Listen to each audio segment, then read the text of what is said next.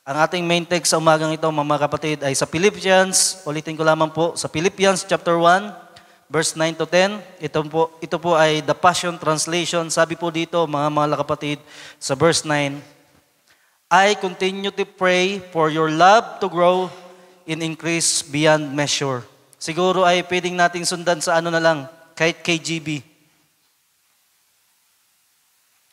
Philippians chapter 1, verse 9 to 10. Sabi po dito, ulitin ko mga kapatid, I continue to pray for your love to grow in increase beyond measure, bringing you into the rich revelation of spiritual insights in all things. This will enable you to choose the most excellent way of all, becoming pure and without offense until the unveiling of Christ. Amen. Ang Diyos po ang magpala sa pagkabasa natin po ng banal na kasulatan. Tayo po ay magsiyuko, mga kapatid, at tayo ay dumalangin sa ating Panginoon. Hallelujah. O dakilang Diyos, muli sa umagang ito, aming kang pinupuri, pinasasalamatan at sinasamba. Tunay nga po, Panginoon Diyos, sa araw-araw ng aming mga buhay ay nanatili ka na mabuti. At araw-araw, Panginoon Diyos, nagbibigay ka ng pagpapala at bibiyaya sa aming mga buhay. And yet, sa umagang ito, Panginoon Diyos, muli, Ikaw ay magpapala at magbibiyaya po sa amin sa araw na ito ng iyong mga salita. Nawa, Panginoon Diyos, ihanda mo ang puso ng bawat isa na tatanggap ng iyong mga salita. At nawa, Panginoon Diyos, ito'y tumimo sa kaibuturan ng aming mga puso at ano pa hanggang sa aming pag-uwi sa aming mga tahanan ay binubulay-bulay po namin. O Diyos, hiling at dalangin po namin na Ikaw ay gumawa sa aming kalagitnaan at ano pat maranasan namin ang iyong presensya sa umagang ito. At hiling namin at dalangin, Panginoon Diyos, nagabagayan mo kami sa buong pagtatalakay namin ng Bible study at nawa, Panginoon Diyos, Ikaw ay gumawa sa aming kalagitnaan at maunawaan namin po ang iyong mga salita. Sa Diyos lamang po namin, o Panginoon, sa iyo lamang po namin ito idinadalangin at isinasamo. At ito'y sa tanging pangalan mo lamang po, aming Panginoon Kristo. Lahat ay magsabi ng Amen. Amen. At tayo po ay malaya na, mga kapatid, na makakaupo. Hallelujah. At salamat po. At natagpuan. Pwede ba natin basahin muli sa verse 9?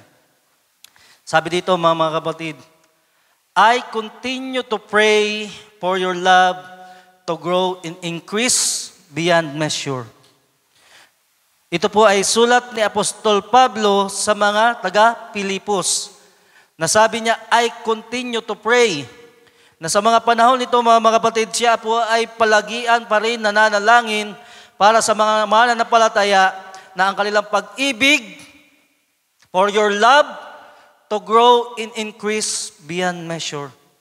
Yung kanilang pag-ibig ay higit pa na mag-grow, increase beyond measure, bringing you into the rich revelation of spiritual insights in all things. Alam nyo, napakasarap nito, mga kapatid, na kung tayo po ay madadala sa mayaman na revelasyon ng mga spiritual na mga bagay, mga kapatid, at dito, hindi po tayo magkukulang sa salita ng Diyos, tiyak, naroon yung pamumuhay natin na may kabanalan, yung mga bagay na tila baga mabigat na gawin, magagawa natin. Dahil bakit? Rich revelation of spiritual insights in all things. At sa verse 10, mga kapatid, verse 10 po, naghang ba? Naghang. At sa verse 10, sabi po, mga kapatid, this will enable you to choose the most excellent way of all. Bakit? Dahil sa mayaman po, sa kapahayagan at mga spiritual insights in all things. Dahil dito, ito po ay mag-i-enable po sa ating mga kapatid na paano tayo pipili. Enable you to choose the most excellent way of all. Becoming pure even without offense until the unveiling of Christ. At alam niyo po, mga kapatid, ang kinuha ko po dito na inspirasyon ay yung grow po. Doon sa verse 9 yon, to pray for your love to grow. At yung isa pa po ay yung offense dito sa verse 10. na becoming pure and without offense until the unfailing of Christ. At kung sa umagang ito, mga kapatid, ako po'y magtatanong, sino po ba dito yung na-offend na? Wala po ba? Sino po ba dito yung na-offend na sa ibang tao? Yung may narinig tayo na sinabi ng ibang tao. Sino po ba? Pwede po bang makita ko yung mga kamay nung na-offend na? Kaunti lang yung na-offend na sa ibang tao. O siguro ito na lang. Sino po dito naka-offend na sa ibang tao? Pakitaas yung kamay. Hindi ko alam kung mas marami yung na-offend na o yung naka-offend. Mga kapatid,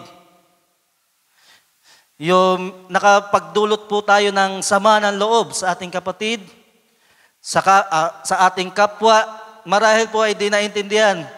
At mamaya magtatanong ako ulit, mga kapatid. At napakahalaga po, mga kapatid, na maintindihan po natin na yung bagay na ito, yung offense, yung offend, maka-offend tayo. At hayaan nyo na bigyan natin ng titulo yung pag-uusapan natin sa umagang ito na ang title po natin para masundan po natin, mga kapatid, Transforming Offenses into Growth. Kung pwede natin ma-type yung yung title. Transforming Offenses into Growth. Na ita-transform po natin na mabago yung mga offenses na nangyayari sa atin na napapakinggan natin sa ibang tao into growth. Na ito po ay sa paglago at higit pa na pag-usbong, pagyabong, mga kapatid. Nagahang talaga yung natin? Yung laptop. Transforming offenses into growth. Ngayon po, mga kapatid, sa buhay po, all of us feel the pain of being offended. Kanina po, nagtanong ako, sino po dito ang na-offend na? At hindi ko alam kung nahihiya lang. Diba, naka-smile ang ating kapatid na sa buhay po natin, sa labas man o dito sa loob ng church, mga kapatid, ay lahat po tayo nakaranas na ng sakit ng na-offend. Na meron tayong narinig na salita ng ibang tao, di ba, masakit, at ito'y nakakapekto. Maraming mga bagay na pwedeng magbigay sa atin ng offense, mga kapatid. At sa maraming mga bagay na ito, mga kapatid, tayo po ay nasasaktan. Meron lang nasabi sa atin yung ibang tao ay nasasaktan tayo, mga kapatid. We feel offended. Hindi natin nakamtan ang isang opportunity, recognition, o promotion. Naiisip natin na yung mga bagay na yun, deserve natin yun, deserving tayo doon. Pag hindi po natin nakamtan yun, na-open po tayo. Halimbawa po, sa trabaho, minsan, iniisip natin, dapat ako na yung naging na-promote na supervisor. Ako dapat yung manager. Pero dahil sa ibinigay sa ibang tao at nakita natin, bakit binigay doon? Baguhan yun Bagong pasok pa lang yun. Ako ilang taon na dito. At yung mga bagay na yun, mga kapatid, pag hindi tayo na-recognize ng ibang tao, hindi na ibigay sa atin yung mga oportunidad na yun, na-open po tayo. At once na i-take natin ang mga offenses na yan sa buhay natin, mga kapatid, inabsorb natin, ito po ay nagiging kaguluhan po sa ating mga kaisipan at pamumuhay. Totoo po ba ito, mga kapatid? Pag meron tayong narinig na sa ibang tao, yun na. Lagi nang gumugulo sa kaisipan. Yung mga plano mo, yung mga landas mo na dapat na yun ang tinatahak mo, biglang nag-iiba. Nasabihan ka ng ganito, na kung ano-ano, bahalak mo na kung ano-ano na yung bahalak mong gawin.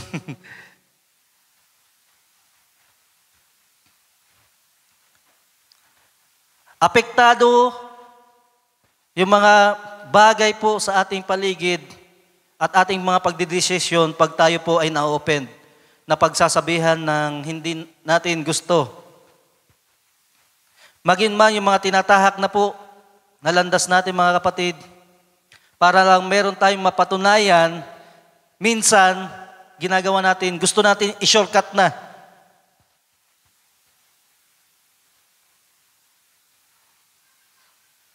Kasi na-open tayo. At nais natin na ipakita doon sa naka-open natin, hindi ako ganyan. Ganito ako. At ganun po ang nangyayari. At ang mahirap po dito mga kapatid, when this plays out in church life, dito po sa loob ng iglesia ay ganito ang mangyari mga kapatid, among God's people. Nakakalungkot na makita ito sa mga mananampalataya, nagkakaroon po ng backbiting. Ano po yung backbiting? Yung parang patalikod yung traidoran, ganon. Nagkakaroon ng chismisan, gossip. Kasi meron mga offenses na sasabi, mga kapatid. Ang malala pa, mga kapatid, people leaving church for one another. Alam niyo po, ganito nangyayari sa mga kasimbahanan ngayon.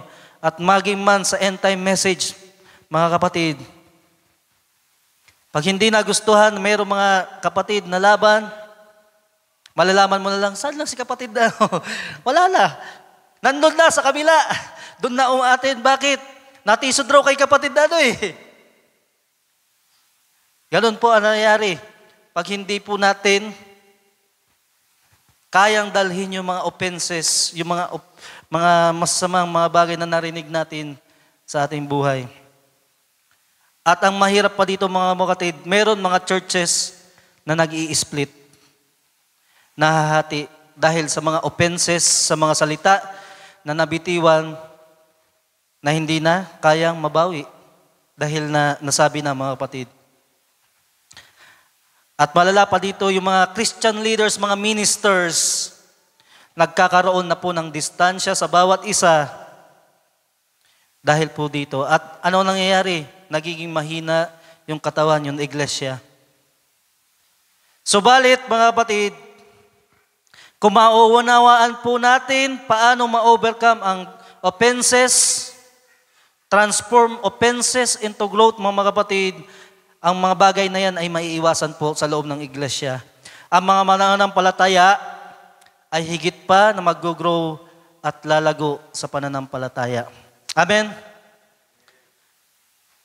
Transforming offenses into growth. At ano po ba yung offense na kanina ko pang sinasabi? Sa Tagalog po, kung makikita nyo yung mga dictionary, ay ito po ay pagkakasala o kanaman sala. Nagkaroon ng sala sa iyo yung ibang tao. Ito naman ay isa iba pang salin sa Tagalog ay sama ng loob, pagdurusta, galit. Maski pala yung puot, kasama po yun, mga kapatid, yung galit, offense po yun. At kung titignan nyo po yung English dictionary, annoyance or resentment brought about by a perceived insult or disregard. Ang offense po pala, mga kapatid, ay nakukuha sa pag-i-insult o pag-disregard. At isa pang meaning ng offense means an attack. But it also means an affront or insult. Yun po ang yung pinaka meaning po ng offense. Pag-i-insulto. At sino po ba dito nakaranas na ng ganito na tila baga na insulto yung pagkatao, na insulto yung kalagayan natin. At marahil, mga kapatid, nung tayo hindi pa mananampalataya, palaging naranasan natin yan. Pero nung naging tayo maging mananampalataya, palagi pa rin naririnig natin yan, yung mga offenses. At alam nyo po ba yung pinakamagandang offenses na nakukuha natin? Yung offenses na dahil tubo tayo sa Kristiyano. Dahil po sa mananampalataya pa tayo po ay iniinsulto ng mga ibang tao. Ngunit ano ang sabi ng banal na kasulatan? Nasa Diyos ang paghihiganti. Siya po ang bahala sa mga bagay na yan. At tingnan po natin sa Matthew chapter 16, verse 13 to 23. Tandaan po natin mga kapatid, yung topic po natin, ang title po ay Transforming Offenses into Growth. Sa Matthew chapter 16, verse 13 to 23, sabi po dito, when Jesus came to Caesarea Philippi, he asked his disciple this question, "What are the people saying about me, the Son of Man, who they believe I am?" Ito po ay tinanong ng ating Panginoon ang kanyang mga disipulo kung ano raw po yung palagay ng mga tao na naririnig kung sino siya. At sa verse 14, and they said, "Some say thou art John the Baptist, some Elias, and others Jeremiah, or one of the prophets." He said unto them, "But whom say ye that I am?" And Simon Peter answered and said, "Thou art the Christ, the Son of the living God." Tandaan nyo, si Simon Pedro ay sumagot na nakilala niya ang Panginoon na thou art the Christ, the Son of the living God. At ang sabi pa ng ating Panginoon, and Jesus answered and said unto him, "Blessed art thou, Simon Bar-Jonah, for flesh and blood hath not revealed it unto thee, but my Father which is in heaven." Tingnan niyo po, si Simon Pedro, dahil po sa ganun nakapahayagan na nakilala niya ang ating Panginoon, ay sinabi niya, "Ikaw ay mapalad, Simon Bar-Jonah. For flesh and blood hath not revealed it unto thee, but my Father which in heaven. And I say also unto thee that thou art Peter, and upon this rock I will build my church, and the gates of hell shall not prevail against it, and I will give unto thee the keys of the kingdom of heaven, and whatsoever thou shalt bind on earth shall be bound in heaven, and whatsoever thou shalt loose on earth shall be loosed in heaven." Then charged his disciple and that they should tell no man that he was Jesus the Christ. Kung titingnan niyo po mga kapatid, sa senaryong pong ito, nagtanong ang ating Panginoong Hesukristo sa kanya mga disciple kung ano ang pagkakailala sa kanya. At si Simon Peter ay napakaganda po nung sagot niya, "Thou art the Christ, the Son of the living God."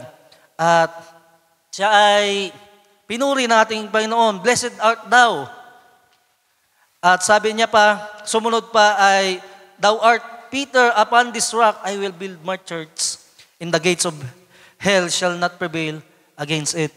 Na napakaganda nung sinabi ng ating Panginoon at yung plano ng ating Panginoon ay sinabi niya kay Peter, mga kapatid.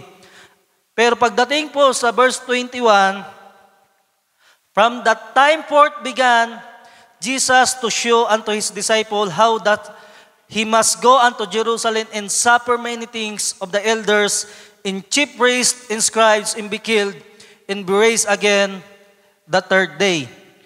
At mula po ng mga punto na yun, mga kapatid, sa mga oras na yun, ang ating Panginoon ay itinuro sa kanyang mga disciple kung ano yung mangyayari sa kanya sa Jerusalem, mga kapatid. Kung ano ang kanyang sasapitin, kung ano ang kanyang mararanasan, mga kapatid. At sa verse 22, sabi po, "Then Peter took him and began to rebuke him, saying, Be it afar from thee, Lord, this shall not be unto thee."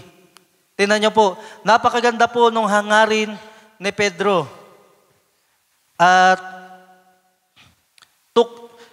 took him and began to rebuke him. Nirebuke niya ang Panginoon dahil ayaw na Peter na mangyari ito sa ating Panginoon, yung mga kalunos-lunos na mga bagay na sasapitin niya. Pero ito ang sagot po ng ating Panginoon sa verse 23, "But he turned and said unto Peter, Get thee behind me, Satan. Thou art an offense unto me, for thou savorest not the things that be of God, but those that be of men." Tingnan niyo po mga kapatid, napakaganda nung desire ni Peter na ayaw niya mangyari yung mga kalunos-lunos na bagay sa ating Panginoon. Pero sagot sa kanya ng ating Panginoon, "Get thee behind me, Satan. Thou art an offense unto me." Kung kayo kaya sa senaryo ng iyong mga kapatid, ano yung mararanasan nyo? Ano yung mararamdaman nyo?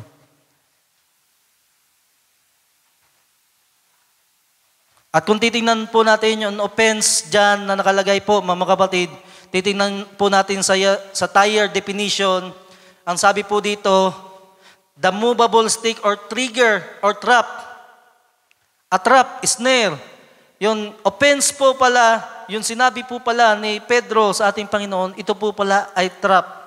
At saan po galing yung trap? Na kung titingnan po natin mga kapatid, yung iba pang meaning ng trap or yung Greek word mismo ng offense, ang Greek word po ng offense ay skandalon. Na meron po itong two things na meaning, a trap or a trip up. Yung trap po mga kapatid, it refers to a trap stick, yung bait po mga kapatid, which is trigger of a trap. You touch the trap stick or catch the bait, and the trap comes down over. You get trapped. Ito po ay snared. Ito po ay, kung sa Tagalog po, patibong, mga kapatid. Yung a trip up naman po, na isa pang meaning ng skandalon, mga kapatid, a stumbling block. Katitisuran. It refers to a rock that trips a person and causes one to stumble and fall. So, offense is something that is intended to trip a person and cause them to fall. Na nakita ng ating Panginoon na yung magandang bagay sana na gusto ni Peter na mangyari sa ating Panginoon, hindi niya maranasan yung kalunos-lunos na bagay. Pero alam natin na yung plano ng ating Panginoon Diyos, para po ito sa atin, sa kabutihan natin. Para po sa kabayaran po ng ating mga pagkakasala. Kaya gagawin ito ng ating Panginoon. Na kung hindi po ito nangyari, tayo po ay mananatiling nasa kasalanan, mga kapatid.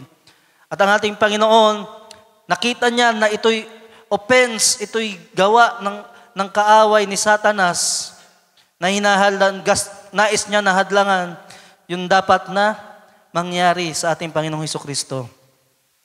So, offense is something that is intended to trip a person and cause them to fall. Yun po yung balak ng kaaway ni Satanas sa ating Panginoon. At ito'y nakita ng ating Panginoon. Tandaan nyo po, yung offense po, meaning po, isa pang meaning, a trap or trick. Kaya tayo mga kapatid, minsan, pag meron tayo napapakinggan ng mga offenses sa ating buhay, sana po yung nakikita natin yun sa likod nun. Dahil nung makita ng ating Panginoon na offense, yung sinasabi ni Peter, hindi si Peter yung nakita niya, kundi ano yung nasa likod. Si Satanas yung kanyang nirebuke, mga kapatid. Kaya minsan, meron tayo naranasan ng mga offense. Mga naririnig tayo na intended para gibain yung pananampalataya natin, para ilayo tayo sa ating Diyos. Pag nakita po pala natin yung mga offenses ng mga ganun, mga bagay, mga kapatid, ito po ay gawa ng kaaway. Na nais tayo na mahulog, matumba, mga kapatid. Minsan, meron tayong maranasan sa mga kabataan na offenses mula yung mga bagong graduate sa atin. Sino ba yung bagong graduate? Brother Jeremy. At minsan nakakapakinig tayo, ano na balak nyo? Bagong graduate. At minsan ano nangyayari, Brother Jeremy? Nagugulo ba yung isip mo o nagiging mabuti? Pag tinatanong kung ano na balak.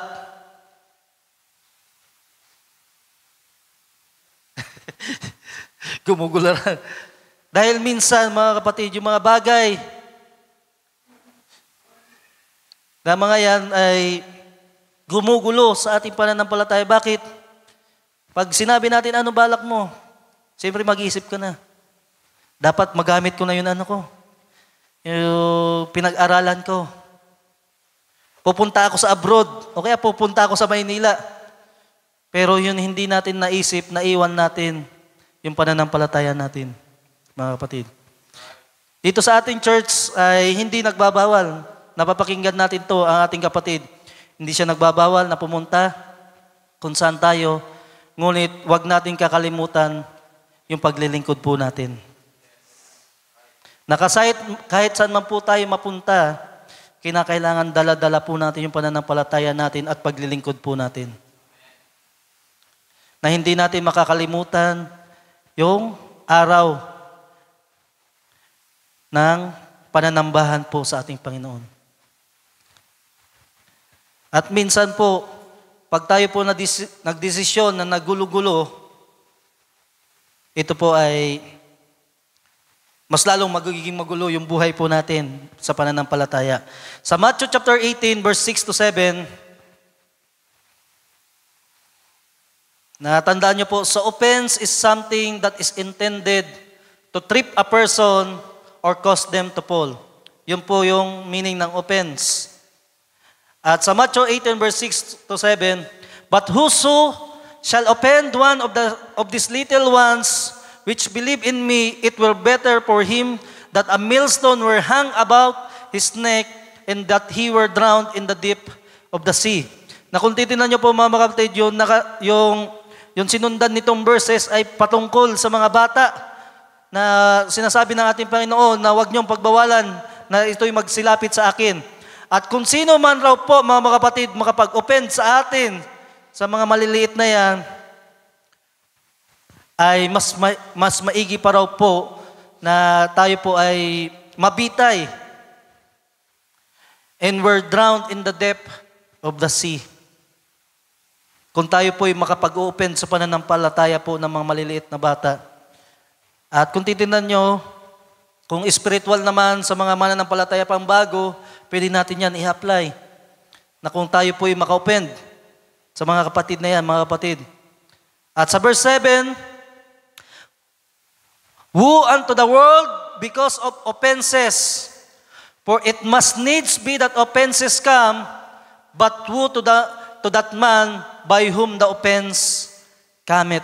Na kung titignan nyo po mga kapatid, ang pinaka-importante po dito na makita po natin, woe unto the world because of offenses. Na kung tayo po titignan po sa sanlibutan talaga sa labas ngayon, marami pong mga offenses tayong mararanasan o maririnig mga kapatid. Bilang mananampalataya, ang mundo po ay punong-puno ng mga offenses, mga pangkukutya, mga pagdurusta po sa atin mga mananampalataya. At yan po ay offenses that come from the world. At sa Ecclesiastes chapter 7 verse 21 to 22,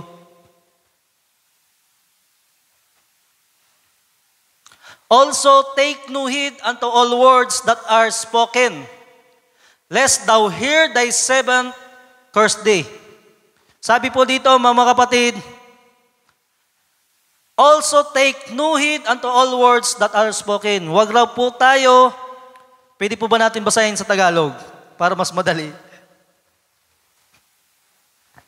Huwag ka rin namang makinig sa lahat ng mga salita na sinasalita.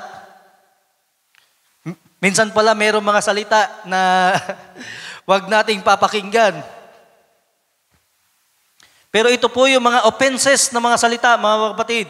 Baka marinig mong sinusumpa ka ng iyong alipin. At sa pagpapatuloy, verse 22, sapagkat madalas ding nalalaman ng iyong sariling puso na ikaw ay sumumpa rin sa mga iba. Dapat po pala mga kapatid, huwag po pala tayong madalas na nakikinig sa mga salita, sa mga masasakit na salita na ating napapakinggan, mga kapatid. Dahil baka raw, marinig natin yung servant natin, yung mga tagapaglingkod natin, ay sinusumpa na tayo. Pero may bawi po, for oftentimes also, sapagkat madalis ding nalalaman ng iyong sariling puso na ikay sumumpa rin sa mga iba. Na tayo rin po pala mga kapatid ay nakapag-open rin ng iba. Na magandang advice, no? Dapat pala hindi po tayo madaling ma-offend sa mga salita na naririnig natin dahil tayo rin naman ay nakakapag-offend rin sa ibang tao. Na nawa po mga kapatid ay matandaan natin to. Ecclesiastes. Sa 1 Peter chapter 2 verse 18 to 23,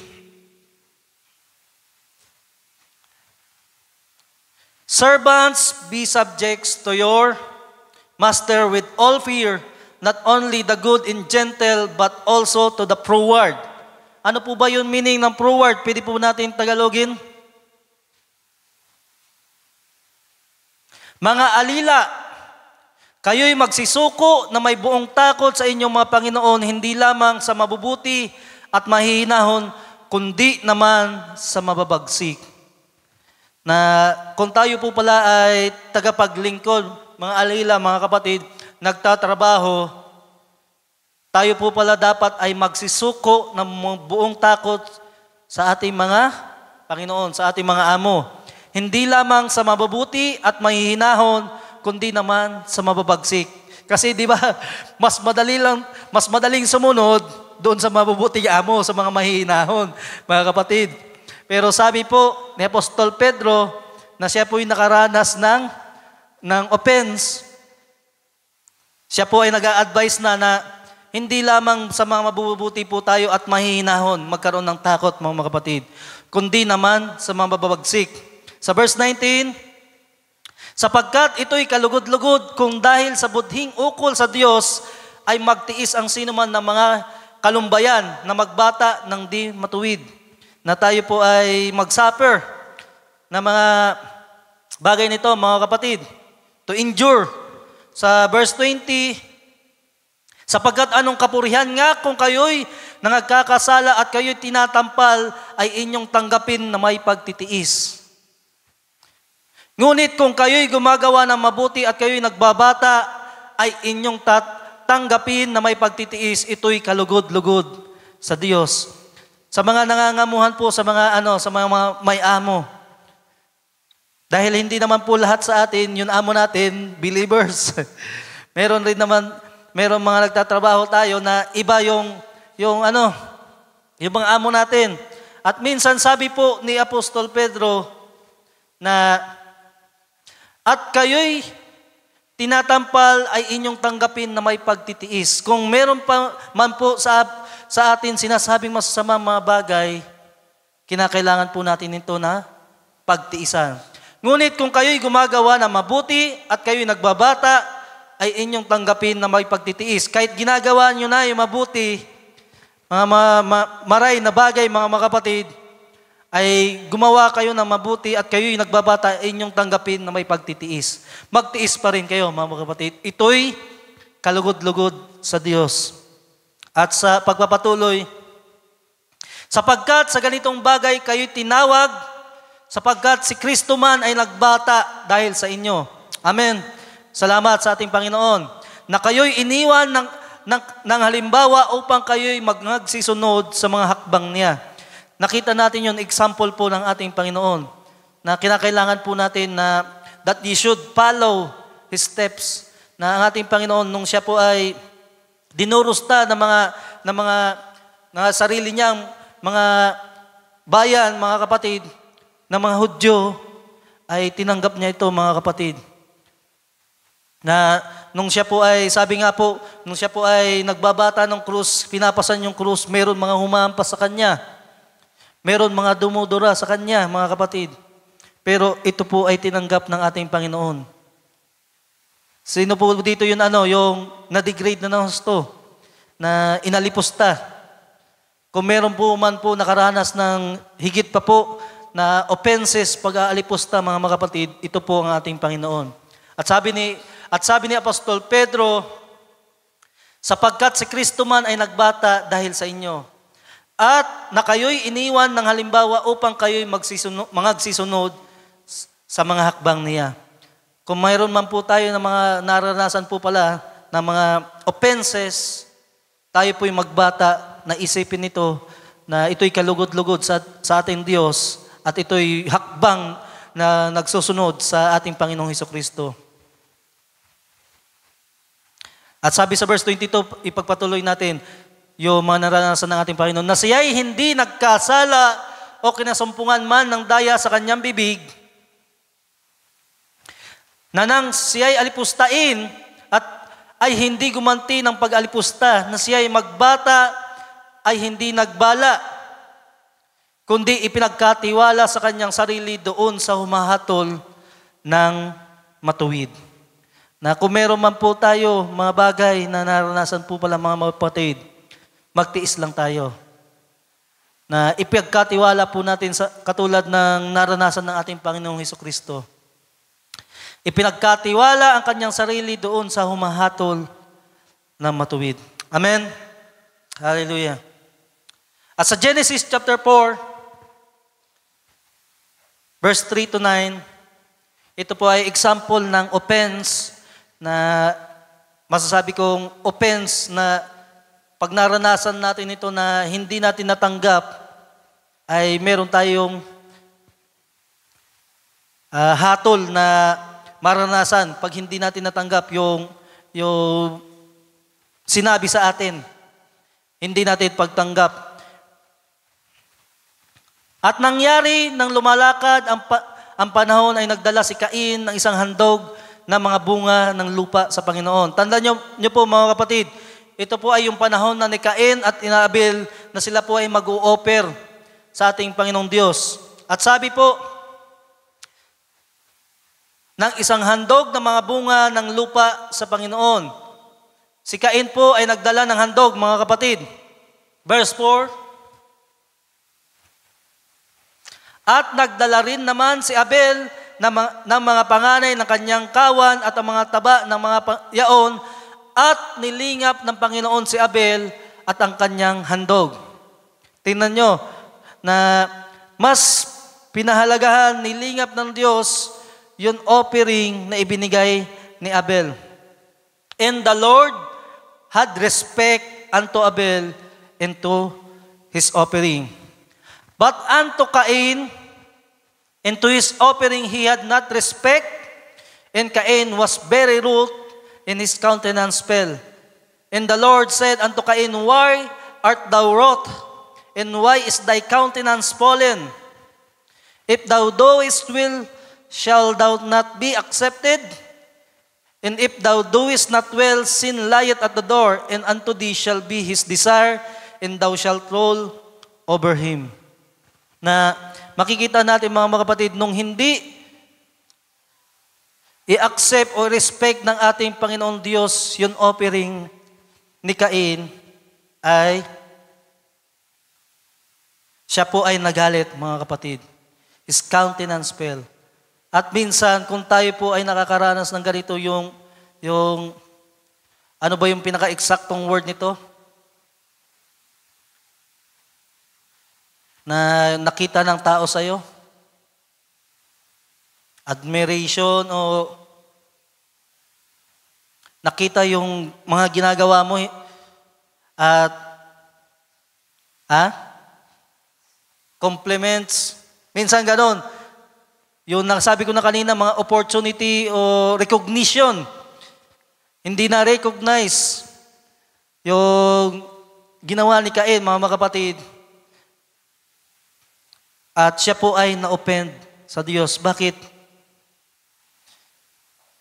Hindi po na-recognize ng Diyos yung kanyang offering. Pero sabi ng Diyos, dahil hindi ito yung tama na pag-o-offer, na kinakailangan po kung tayo po ay mag-o-offer sa ating Panginoon, yung tama na paglilingkod po, mga kapatid, na meron po tamang paglilingkod na iniuutos ang Panginoon. At si Abel po, mga kapatid, ay nirespect ng Panginoon dahil na-meet niya yung requirements ng ating Panginoon. Ngunit si Cain, mga kapatid, sabi ng ating Panginoon, kay Cain, why art thou wroth, and why is thy countenance fallen? If thou doest well, shall not thou be accepted? Pwede po bang Tagalogin natin yan? Kung ikaw ay gumawa ng mabuti, di ba ikaw mamarapatin? At kung hindi ka gumawa ng mabuti, ay nahandusay ang kasalanan sa pintuan. Na kung titingnan nyo mga kapatid, meron mga bagay na ginagawa tayo sa ating paglilingkod na hindi po pala acceptable sa ating Panginoon. At minsan, gusto natin nare-recognize to. At nawa mga kapatid, hindi tayo maging katulad ni Cain. Nung siya ay sinabihan ng ating Panginoong Diyos, imbis na baguhin niya yung ginawa niya, mga kapatid, itama niya kung ano yung requirements ng ating Panginoon, anong ginawa niya?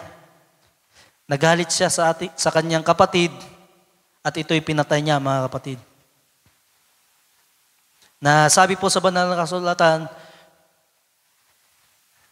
na ito nga si Cain, pinatay niya talaga. Sabi po sa banal na kasulatan, magalit pa lamang po tayo sa ating kapatid, magkaroon tayo ng galit, puot, kasi na-open tayo ng ating kapatid.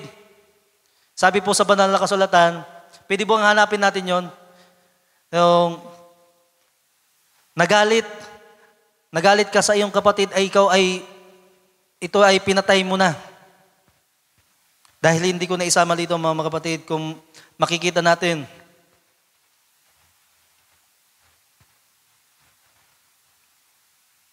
mamaya, balikan natin mga kapatid, na nung magawa ito ni Cain, mga kapatid, pinaslan niya ang kanyang kapatid. At ito'y hindi po kalugod-lugod sa mata ng ating Panginoon. At sa 1 Peter chapter 2, verse 6 to 9, sabi dito, i-flash mo na lang mamaya pag nakita, kapatid. Wherefore, sapagkat ito ang nilalaman ng kasulatan, narito ang aking inilalagay sa Sion ang isang batong panulok na pangulo, hirang mahalaga, at sumasampalataya sa Kanya ay hindi mapapahiya. Unto you, therefore, which believe, He is precious. Sa mga nanampalataya po sa ating Panginoong Jesucristo, tayo po raw po ay precious. But unto them which be disobedient, the stone which the builders disallowed, the same is made the head of the corner, and a stone of stumbling, a rock of offense, even to them which stumble at the word, being disobedient. Sa mga nanampalataya po, ang ating Panginoong Hesukristo, siya po ang magiging batong panulukan po natin. The head, cornerstone, mga kapatid. Pero doon sa mga disobedient, hindi na nanampalataya sa ating Panginoon, mga kapatid, siya po ay magiging rock of offense, katitisuran ng mga tao.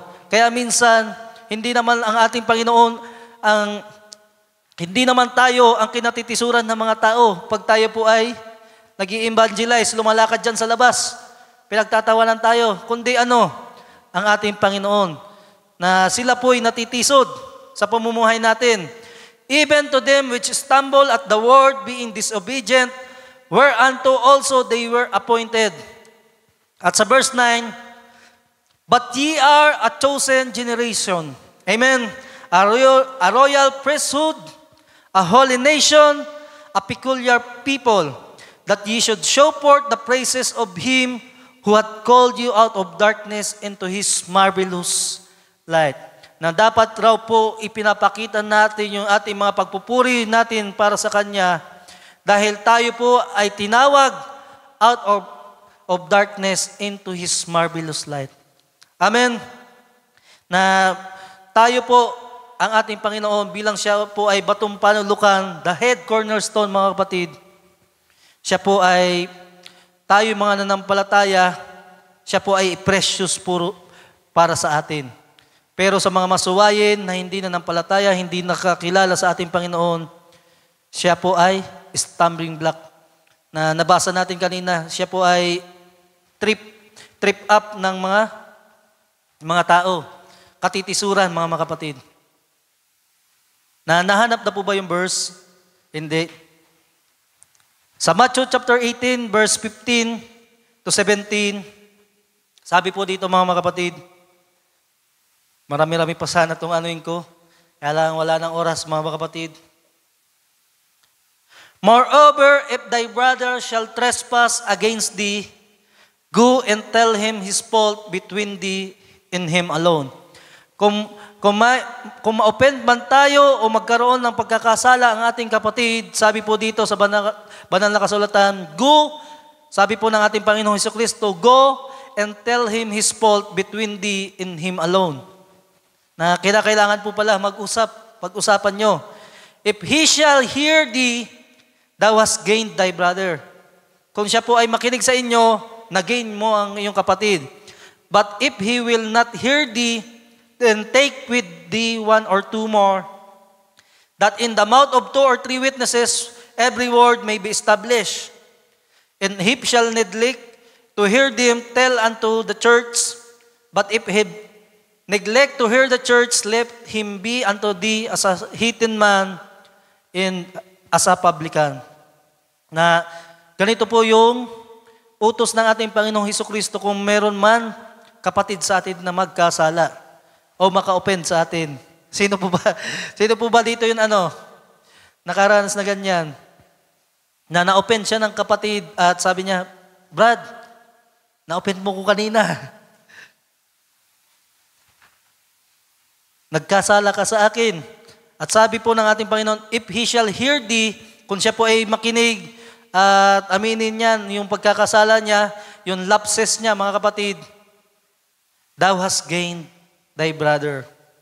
At kung hindi raw po ay magsama ng 1 or 2 or more, at kung hindi pa rin makinig sa kanila, isama mo yung iglesia, mga kapatid. At nawa ay doon pa lang sa una, maging na natin yung ating kapatid. Magkaroon po tayo ng pag-ibig sa bawat isa. Na kung meron man po tayo nasabi masama sa ating kapatid, ay ihingi na ito natin ng tawad. Kasi minsan, alam niyo po, ako po, minsan ay meron talaga akong mga lapses na nasasabi, maya-maya na ako niyan sa sarili ko, parang sasabihin ko, ay, mali ako dun Di ko na bantayan yun. Sinabi ko, na-offend ko yung kapatid. At minsan, ginagawa ko na lang, humihingi lang, sorry sa Panginoon. At nawa mga kapatid, sa mga na-offend ko ng mga nakaraan, siguro taon, buwan, o mga nakaraang araw, nawa ay mapatawad niyo ako mga kapatid. At gayon rin naman, sa bawat isa kung tayo po ay mayroong mga na-offend po sa mga kapatid natin, kinakailangan po natin ito na masaayos sa ating mga kapatid upang hindi po mahadlangan yung pananambahan po natin. At sabi po sa panalangin ng ating Panginoon, sabi niya, patawarin yung sa aman niya mo, na patawarin dahil siya po ay katulad ng mga pagpapatawad sa kanyang kapwa, mga kapatid. Na kung tayo po ay hihingi ng kapatawaran sa ating Panginoon, magiging hadlang yung mga bagay na yon. Kung meron po tayong mga bagay na hindi na ipapatawad sa ating mga kapatid, yung mga offense na nasabi, hindi mo pinapatawad, ilang araw na, masama pa rin yung loob mo, di mo pinapansin, mga kapatid. Ito po ay magiging hadlang po sa gawain. Magiging hadlang sa pananalangin nyo. Magiging hadlang nyo po sa pakikipag-usap sa ating Panginoon kung meron po mga bagay na meron tayong tinatago sa ating mga puso. Nawa, sa mga bagay nito, mga kapatid, ay maintindihan natin yung mga offense na yan. Kinakailangan hindi natin yan iniingatan, kundi ipinagpapatawad po mga kapatid. Sa Proverbs 18, verse 19, sa ESV version, sabi po dito, a brother offended is more unyielding than a strong city. Proverbs 18, verse 19,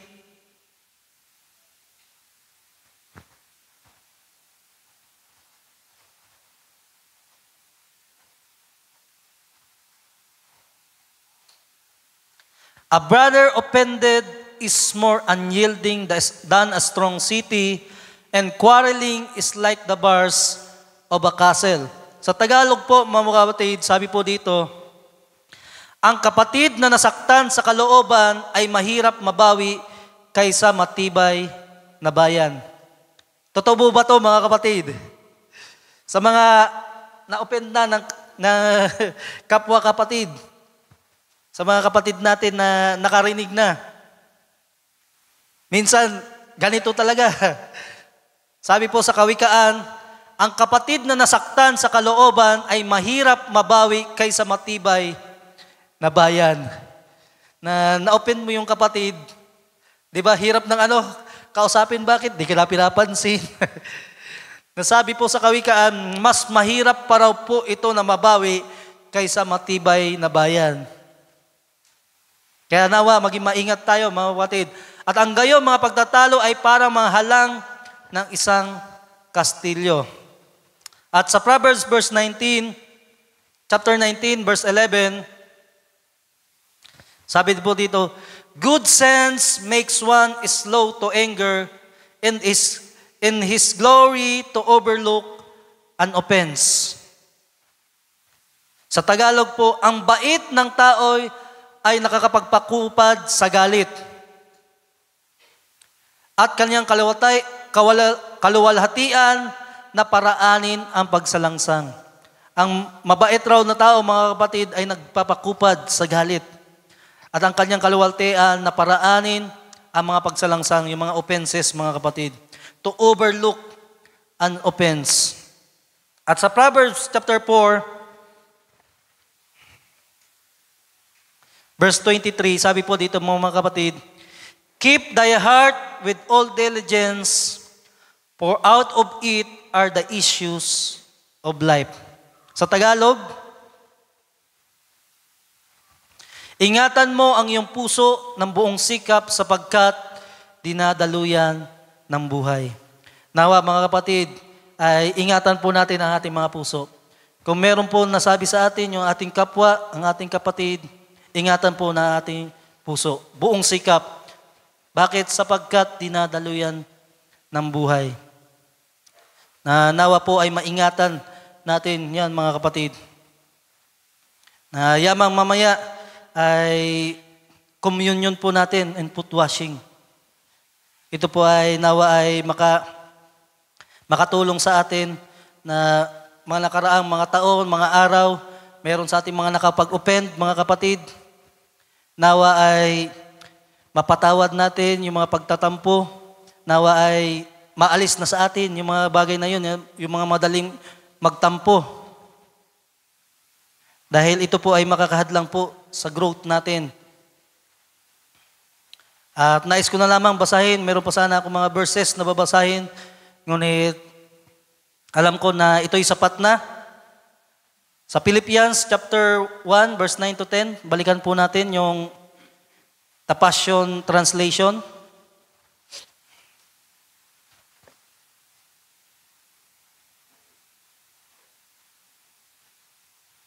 Philippians chapter 1, verse 9 to 10. Yung main text po natin.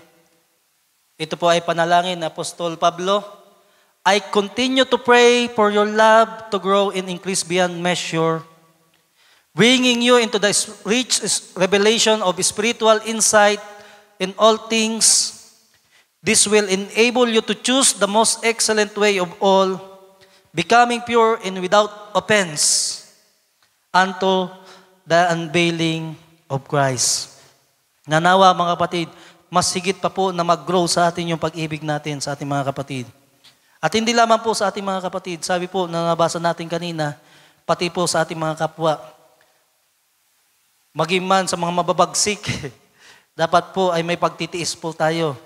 Magkaroon po tayo ng higit pa na pag-grow sa ating pananampalataya. Title po natin mga kapatid, Transforming Offenses into Growth. Na kung meron man po tayo mga offenses na naranasan sa ating kapwa, tingnan natin yung purpose ng bagay na yon. Tingnan natin yung punto ng tao na yon. Bakit niya yun nasabi? At mas higit pa doon, yung katulad doon kay Pedro saka sa ating Panginoon. Nakita ng ating Panginoon na ito'y gawa ng kaaway para pabagsakin ka, i-trip up ka, para mag-fall down, para matisod ka sa iyong pananampalataya. Pero nawa mga kapatid, becoming pure and without offense until the unveiling of Christ. Amen? Na kung tayo po ay mag-grow sa pananampalataya, matransform natin yung mga offenses natin, ay this will enable you to choose the most excellent way. Ano yung choose na gagawin natin? Pag nakarinig tayo ng offenses, marunong na tayong pumili ng magiging action natin. Hindi na yun magdadabog tayo, hindi na yun magtatampo tayo, hindi na yun ilang araw ka di magpapakita sa kapatid. Tapos pag nakita mo, para walang nakita, dinaanan lang.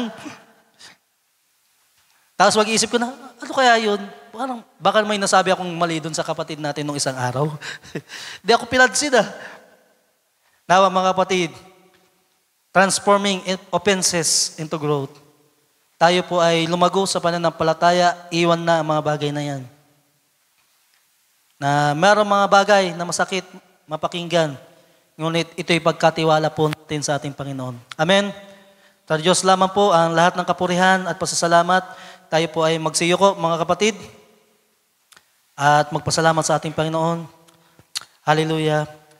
O Diyos, salamat po sa umagang ito. Muli, Ikaw po ay nagturo sa amin na nawa, Panginoon Diyos, higit pa po na bigyan mo kami ng higit pa na patience, ng temperance sa aming mga sarili, Panginoon Diyos, na sa tuwing kami makakarinig ng mga masamang salita sa aming kapwa, mga bagay na hindi namin gusto, mga bagay na tila baga labag sa aming kalooban, Panginoon Diyos, mga bagay na nagsasabi na hindi kami ganon, ay nawa, Panginoon Diyos, ay bigyan mo kami ng hinahon na puso sa mga oras na mangyayari ito, Panginoon Diyos.